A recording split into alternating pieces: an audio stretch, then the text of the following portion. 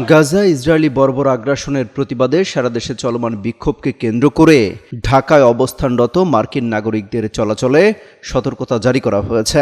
সোমবার রাজধানীর গুলশানের মার্কিন দূতাবাস এক বিবৃতিতে এই সতর্কতা জারি করে।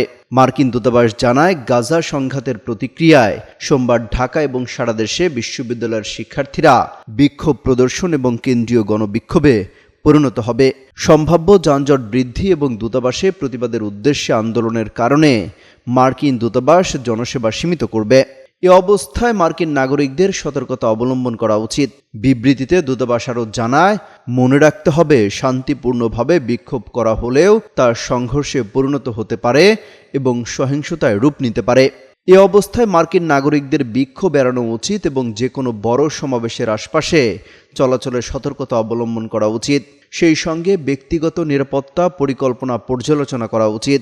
এছাড়াও স্থানীয় অনুষ্ঠান সহ নিজেদের আশপাশের পরিবেশ সম্পর্কে সচেতন থাকার পাশাপাশি হালনাগাদ তথ্যের জন্য স্থানীয় সংবাদ মাধ্যমগুলো পর্যবেক্ষণ করার পরামর্শ দেওয়া হয়েছে।